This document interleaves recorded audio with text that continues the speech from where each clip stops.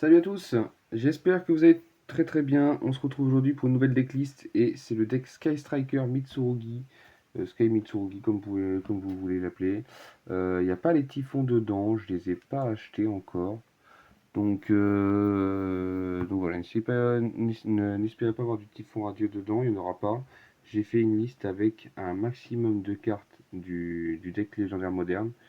J'avais des cartes moi de mon côté en plus grâce à la collection que j'ai reçue et grâce à des cartes que moi j'avais aussi. Mais le deck coûte pas grand chose, hein. C'est 30 euros et un petit peu plus que 30 euros, ça doit être ouais, 35 euros en tout à faire le deck, je crois, un truc dans le genre. Ça doit pas être beaucoup plus. Je me trompe peut-être sur les prix, j'ai pas revérifié récemment, mais normalement je me trompe pas trop sur les prix. Ça c'est le side deck, on verra ça plus tard. Ça c'est l'extra, on verra ça plus tard. Et on va tout de suite passer au main deck. Donc on va tout de suite faire l'archétype assaut de l'air en premier. Et donc du coup on joue 3 rails, tout simplement. 3 rails. Voilà, c'est juste tu la normes et puis après tu peux faire des dingueries. Tu la normes, tu vas chercher, tu vas directement invoquer la 0.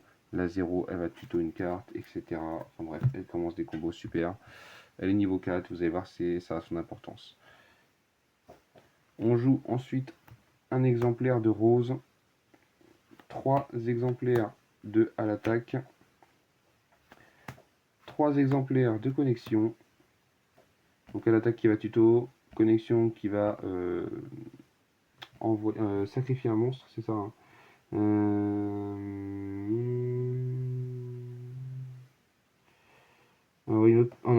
Envoyer une carte que vous contrôlez au cimetière pour invoquer un monstre de l'extra deck Sky Striker, simplement. Je regarde ici si c'était sacrifié ou pas. Ensuite, on joue 2 encre veuve et une Limits Gate, portail Limits Gate, je crois que ça se dit comme ça. Encre veuve qui va annuler des effets de monstre, et si vous avez 3 magies en cimetière, elle va prendre le contrôle du monstre. Et Limits Gate qui va simplement remélanger des cartes Sky Striker de votre cimetière dans le deck et extra deck. Parce qu'en gros, il faut cibler le même nombre de monstres et de magie. Sky Striker. Et après, excusez-moi. Et après, pour toutes les 3 cartes remontées, vous remontez une carte en main. Voilà, tout simplement. On va jouer bien sûr un drone frelon et c'est tout pour les magies Sky Striker, en tout cas en main deck. Ensuite, on va jouer un Abakiri, un Murakumo et un Futsu. Voilà, je joue un exemplaire de chaque. Abakiri parce qu'il est limité à 1. Murakumo parce qu'on va le réinvoquer tout le temps. S'il se fait bannir, ça peut être un peu chiant, mais voilà. Et Futsu qui va simplement faire respect à chaque fois, c'est super. On joue un Saji, un Aramasa et un Kusanagi. Pareil, c'est des ratios que je trouvais corrects. On pourrait augmenter le ratio de Saji. Et l'autre ratio qu'on pourrait monter, ce serait peut-être Murakumo. On pourrait peut-être mettre 2 Murakumo et 2 Saji, ça pourrait être tout aussi bien. Mais dans ce cas-là, ça veut dire qu'il faudrait sacrifier au moins une raie sur les 3. Et il y a d'autres cartes qu'on peut remplacer, hein, bien sûr. Mais voilà, j'ai voulu la stabilité maximum du deck et il remonte des boards incroyables ce deck. C'est vraiment une dinguerie. On joue bien sûr un rituel Mitsurugi et 2 miroirs. Pourquoi je joue 2 miroirs? Parce que je joue 3 pré-prep, vous allez voir. Et c'est pour ça que je joue 2 miroirs. Parce que avoir pré-prep en main et miroir, c'est un peu chiant. Donc j'aime bien en avoir un dans le deck. Comme ça permet de pouvoir tuto quand même. Puis les cas, je me tape 2 miroirs en main, c'est pas hyper grave. Ensuite, on joue bien évidemment 3 prières Mitsurugi. Une grande purification Mitsurugi. Et pour l'archétype Mitsurugi, c'est pareil, c'est tout. Voilà, prière, bon bah, on va pas se priver de jouer prière. Et grande purification, j'en joue qu'une. Voilà. Bon, je pourrais même ne pas la jouer que ce serait faisable comme ça. Mais voilà, j'aime bien l'effet de vraiment proc l'effet de Murakumo à fond et puis péter les cartes à chaque fois, c'est vraiment exceptionnel. PTT, qu'on joue en x2. Voilà, tout simplement. J'ai pas trouvé la place pour jouer en x3. Enfin, j'aurais pu trouver la place pour jouer en x3, mais je trouvais que c'était un peu risqué. Comme je vous dis, je voulais vraiment une stabilité maximum. 3 prep qui est un super starter. un renfort de l'armée, un TTT. Voilà, il va chercher Rose ou Ray. Souvent c'est Rose quand vous avez déjà Rose en main. Souvent c'est Ray, pardon. Souvent c'est Ray. Quand vous avez déjà Rose en main, vous allez chercher Rose. Voilà. 3 gobelins parvenus pour jouer à 37. Parce qu'on joue à 40. Enfin, techniquement 37 avec les gobelins parvenus. Et puis faire gagner des points de vue à l'adversaire, c'est pas grave. Voilà. On peut one-shot l'adversaire. Il y a des mains où vous pouvez one-shot l'adversaire. Et dans le pire des cas, avec les Mitsurugi en plus, qui gênent pas pour les playscase, enfin qui gênent pas les, qui y a pas de, y a pas de dans les playscase trackers, vous n'êtes pas limité dans les plays, mis à part faut pas avoir de monstres dans la zone monstre main pour les magies, mais sinon pour les monstres en eux-mêmes, vous n'êtes pas limité, donc voilà, c'est vraiment, je voulais vraiment une stabilité incroyable, donc voilà, 3 gobelins parvenus, c'est comme si on joue à 37, c'est très très bien. On joue 3 gouttelettes pour remonter des boards. Voilà, pour remonter des boards simplement. Des fois aussi quand l'adversaire va jouer pendant ton tour, c'est chiant. Donc du coup, gouttelette, c'est très bien. Et un appelé par la tombe. On joue 0 end-trap là-dedans. En tout cas pas en main. On joue 0 end-trap en main. En side on en joue quelques-unes. Au cas où. Au cas où on fait un peu moins de. Un cas où on veut faire un peu moins de sky, un peu plus de Mitsu. La stabilité dans ces cas-là est un peu moins costaud. Faut toujours garder des raids dans tous les cas. Moi, je conseille pas de la side. Quand c'est comme ça, tu cut une connexion ou tu cut. Non, tu peux cut. Ouais, il y a quelques trucs à cut. Il y a vraiment, vous allez voir, il y a quelques trucs à cut. Je pourrais vous montrer sur une game que j'ai faite. L'extra deck n'est pas fini. Il me manque une 0 qui est prévue d'être achetée. Mais je sais pas encore si si j'enlève Azalea ou Attaque 0. En sachant que Attaque 0, elle est vraiment incroyable quand tu fais la combo où tu vas tout simplement one-shot l'adversaire. Où en gros, c'est tu fais Ray il a fait 0. 0, tu fais pas forcément son effet. Enfin, tu passes en battle avec Ray. Tu tapes avec Ray. Après, tu fais 0. 0 qui fait pas son effet de tuto, mais tu tapes avec et après tu fais son effet pour invoquer Ray et Rose du deck. Tu tapes avec Ray, tu tapes avec Rose. Ensuite, effet Ray. Oui, et puis il faut connexion en main, c'est ça. Et puis il faut connexion en main. Non, c'est vrai, c'est connexion qui fait la 0. Connexion fait, excusez-moi. Connexion fait la 0. 0 tape, tape. Ensuite, tu fais son effet pour invoquer Ray et Rose. Rose tape, va invoquer celle-là, du coup, attaque 0. Et du coup, comme tu as Ray et Rose, soit sur le terrain, soit dans le cimetière, quand elle va taper, tu vas détruire tous les monstres adverses. Voilà. C'est une petite combo qui est marrante. Puis après tu retapes, puis en général tu peux avoir du Mitsurugi avec en plus, donc voilà. C'est une petite combo qui est sympa à faire. C'est une petite combo qui est sympa à faire. Elle est encore mieux quand tu as fait tous tes combos Mitsurugi en premier. Et donc du coup, comme tu fais Camélia après à la fin des Mitsurugi et tu gardes ta magie rapide Mitsurugi, comme ça avec Camélia, tu envoies des magies au cimetière et tu tapes avec Camélia et après tu fais souvent connexion sur Camélia, ce qui te permet après de faire du coup, comme j'ai dit après, la 0 qui fait attaque 0, enfin qui fait Ray et Rose qui après fait attaque 0, et souvent tu vas chercher l'OTK et puis après avec la magie rapide Mitsurugi, tu vas chercher l'OTK final quoi. Toc toc toc, j'en étais. Ah voilà, c'était ça comme ça à peu près. Hop, l'extra deck, excusez-moi. Je me suis un peu perdu. Je me suis un petit peu éparpillé. On joue un Amatsu. Amatsu est vraiment pas à négliger. Moi, je ne conseille pas de le cut. On peut le cut, mais je ne conseille pas de le cut puisqu'il va transformer un effet en détruisez une lien adverse. Donc, des fois, quand il y a des effets qui sont vraiment très très forts, surtout qu'en plus, avec Rose, vous pouvez la sortir pendant le tour adverse, c'est vraiment excellent. Et du coup, après, ça proc l'effet de Rose. L'effet de Rose et l'effet de Ray. Parce que du coup, si c'est lui qui a été pété, si c'est la seule, ça proc les deux dans le cimetière. On joue 2 Kagari. Ah oui, attendez. je me suis remonté, j'ai pas vérifié mon écran. On joue 2 Kagari. Je voulais en jouer 3, mais j'ai pas la place. Voilà, tout simplement. J'ai pas la place, j'ai trouvé mieux que de jouer 3 Kagari. Surtout que je joue pas pur, donc voilà. Fallait trouver des choix à faire. Je les ai fait.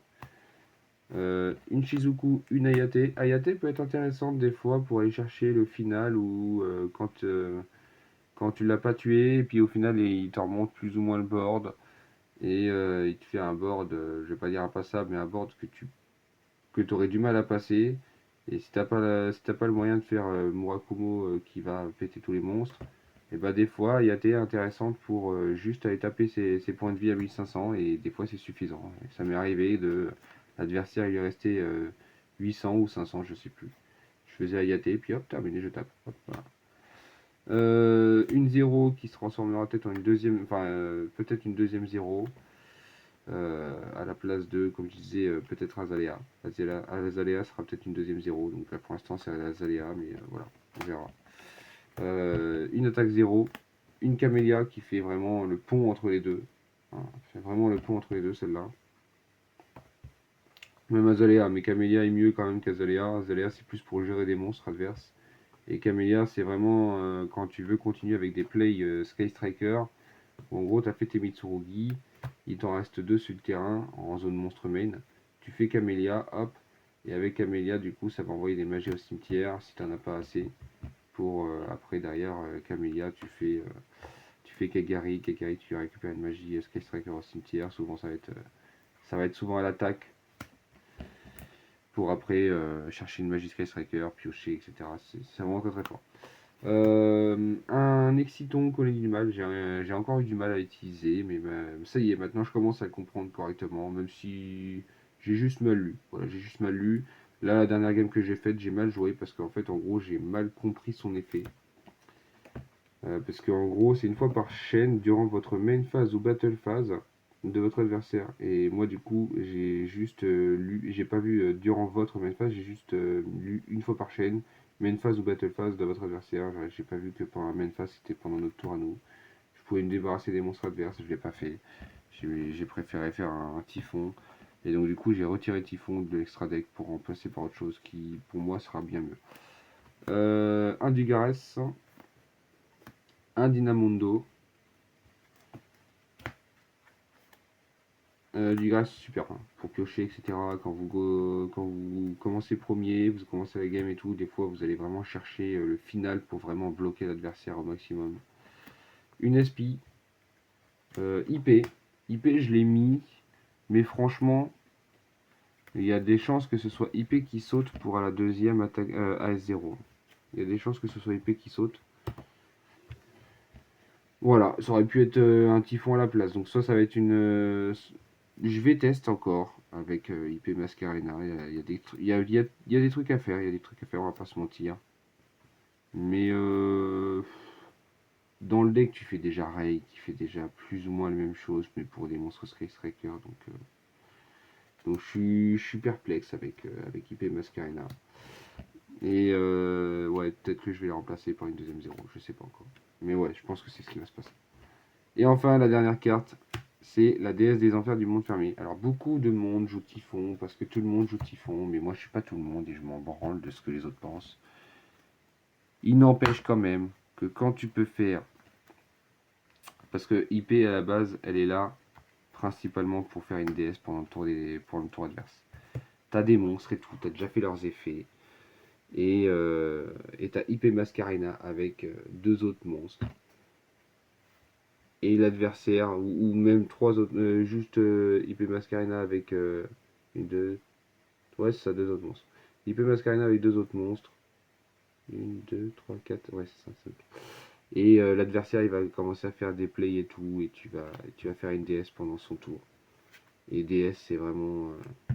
La faire pendant le tour adverse, ça peut vraiment faire chier l'adversaire. Donc, ouais, le combo IP Mascarena DS des Enfers, j'aime bien. Après, c'est à voir. C'est à voir. Déjà, la DS des Enfers est toute seule pour remonter des fois pour remonter certains boards qui sont chiants.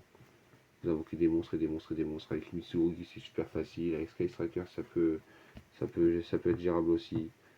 Et donc du coup après derrière tu fais une déesse pour piquer des monstres et c'est très bien. C'est très très bien. Voilà, dites-moi ce que vous en avez pensé. Ah oui, non, je vous ai pas fait voir mon extra deck. Ah mais non, mon side deck, pardon. Je vous ai pas fait voir, excusez-moi. Je parle et finalement j'ai complètement oublié. On va jouer 3 H parce que c'est une trappe la plus jouée et aussi parce qu'il y a des decks qui se la prennent quand même. Même si maintenant de moins en moins, je préfère la jouer quand même parce qu'il y a des decks FTK qui traînent encore et puis quand ils se prennent une hache, ils sont pas contents. Ça peut des fois leur faire terminer leur tour. Donc 3 Fuvalos pour piocher. Voilà. Quand tu sais que tu as gagné la première, que tu sais que tu vas commencer souvent, enfin que tu vas commencer go second souvent. L'adversaire, souvent, s'il a perdu la première manche, il va commencer la deuxième, c'est presque sûr. Donc, Fugalos, Fugalos, très très bien. J'ai hésité à en mettre d'autres, mais pour l'instant, je reste sur Fugalos. Une troisième encre veuve, parce qu'on n'a jamais assez, pour le go second.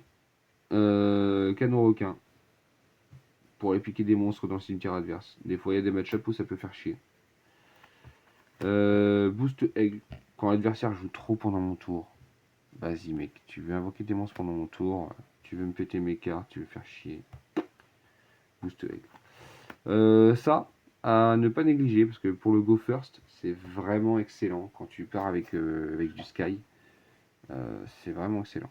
Ouais. Des fois, tu remplaces des Mitsurugi pour du Sky. Ça m'arrive de enlever tout le Mitsurugi pour vraiment mettre vraiment cette partie-là. Cette partie-là. Avec le reste de ce que je pense. Donc ça va reset durant la phase vos magies pièges Skystriker. Et ça, du coup, c'est pour aller chercher. C'est pour être tuto. Tu cibles une carte que tu sur le terrain, tu regardes les 3 cartes de ton deck, et puis du coup tu vas chercher une magie Sky Striker, enfin une carte Sky Striker dans le lot. Si c'est pas le cas, c'est remélangé, donc du coup la carte ciblée n'est pas envoyée au cimetière. Par contre, si tu as une carte Sky Striker que tu récupères, la carte que ça a ciblée va automatiquement être envoyée au cimetière. Et lui, quand il est envoyé de la zone terrain au cimetière, il va te faire invoquer spécialement une Ray. C'est Ray rose ou c'est juste Ray? Je sais plus. Je vais regarder. Un monstre à saut de l'air. Voilà. Donc ça peut être Ray, ça peut être rose. Voilà, selon ce qui vous manque. En sachant que avec ces deux-là, elles font un petit combo à elles toutes seules. Hein. C'est-à-dire que, admettons, elle, tu cibles n'importe quelle carte sur le terrain. Tu regardes les trois cartes du dessus de ton deck, tu récupères une Sky.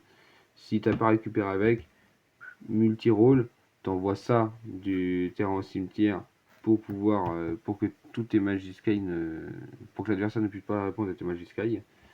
Et du coup, ça va te faire invoquer du coup ta Ray ou ta Rose. Souvent ce qui te manque.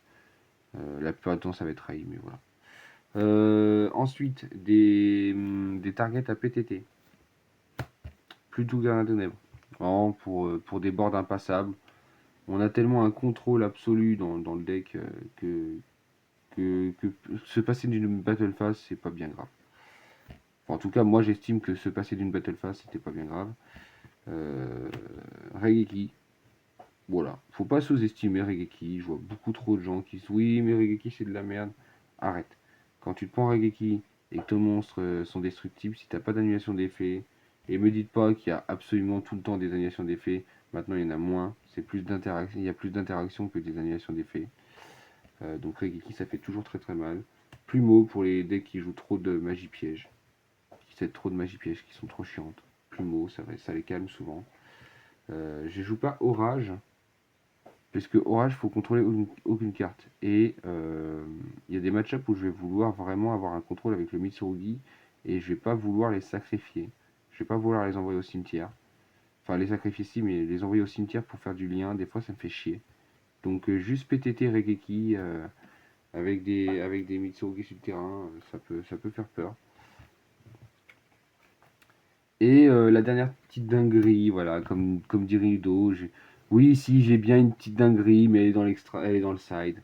C'est Titane Osseuse. Voilà, si vous connaissez pas cette carte, c'est une carte très très sympa qui dit, je vais vous lire l'effet tout simplement, je vais vous lire le texte, ça va être tout simple. C'est vraiment quand j'ai lu, je me suis dit, mais arrête, tu peux la set avec TTT, mais c'est incroyable. Si bien monstre fax recto contrôlé par votre adversaire qui a été invoqué spécialement depuis l'extra deck. Changez son attaque à 0, virgule. Et si vous le faites, annulez ses effets. Point. Donc voilà, changez l'attaque d'un monstre de l'extra deck à 0. Et vous annulez ses effets. Donc voilà, active son effet d'un monstre extra. Hop, petite adocieuse. Ton monstre il a 0 et en plus il a plus d'effet. Ça peut aussi juste gérer des fois des monstres qui viennent attaquer, qui sont chiants, qui peuvent passer des boards. Voilà, ça peut gérer ce genre de monstre. Si votre adversaire parce que voilà, elle a un deuxième effet. Si votre adversaire invoque spécialement un ou plusieurs monstres depuis l'extra deck, tant que cette carte est dans le cimetière, sauf le tour où il a été envoyé, vous pouvez poser cette carte. Voilà, point. Vous pouvez poser cette carte. Voilà. Et vous pouvez utiliser chaque effet qu'il faut par tour. C'est-à-dire que c'est une carte qui va revenir en boucle. À chaque fois que votre adversaire va invoquer de l'extra deck, tous les tours elle va revenir. Voilà, tout simplement. Tout simplement. Donc, voilà, Titanosieuse à ne pas sous-estimer. Je pense que c'est une carte qui est pas assez jouée. Je la vois vraiment très peu. Pourtant, moi, je la trouve sympa comme carte. C'est une petite dinguerie qui revient à tous les tours. Et plutôt que de mettre une Inperm qui va me servir qu'une fois, je me suis dit pourquoi pas Titanosieuse. Ça règle le problème de l'attaque de certains monstres qui peuvent passer, qui peuvent être vraiment très très forts. Ça peut régler aussi le problème de j'ai pas beaucoup d'entrap et donc du coup j'ai pas d'inperm dans le deck. J'ai préféré le cut. Donc voilà. Dites-moi ce que vous en avez pensé. La petite titanosieuse qui est vraiment très marrante. Et vous, ce que vous aurez mis à la place. Alors ne me parlez pas de Typhon Razio, parce que je sais très bien il faut que je les mette. Et surtout il faut que je les achète. Voilà. C'est pas encore fait, je les ai pas encore achetés, donc ça sert à rien de me le dire, je sais très bien. Mais je suis pas du genre à copier la decklist des autres. Donc d'un sens j'ai envie de les acheter, et d'un autre sens ça me fait chier juste de copier les autres. Et j'aime bien faire mes trucs à moi. Donc voilà. Bon, je vous laisse. Abonnez-vous si ce n'est pas déjà fait. Mettez un petit pouce bleu. Voilà, ça fait très plaisir. C'est gratuit. Vous abonner, c'est gratuit. Mettre un pouce bleu, c'est gratuit. Et puis surtout, voilà, dites-moi ce que vous en avez pensé en commentaire. Je me suis un peu éparpillé, vraiment. J'adore ce deck. Franchement, j'adore ce deck. Je l'ai créé de toutes pièces. Je sais très bien qu'il y a du Mitsurugi Sky qui traîne. Et que c'est assez méta. J'ai juste entendu le nom, j'ai pas trop regardé. J'ai regardé quelques decklists comme ça, mais ça me plaisait pas. Et donc du coup, j'ai fait ça à ma sauce. Donc voilà. Dites-moi ce que vous en pensez. C'est un premier jet, peut-être qu'il sera amélioré. Donc si c'est le cas, soit je vous referai une vidéo, soit je la modifierai simplement la vidéo. Donc ou je vous mettrai un commentaire de ce que je modifierai au fur et à mesure, un commentaire épinglé. Ouais, je pense que je vais faire ça. Je vous mettrai un commentaire épinglé de ce que je modifierai au fur et à mesure. Mais voilà, le deck me plaît tel quel pour l'instant. Et puis voilà. J'espère que la canicule ne vous a pas tué. MDR. Et si c'est le cas, et bah écoutez, abonnez-vous et on se retrouve bientôt pour une nouvelle vidéo. Bye tout le monde.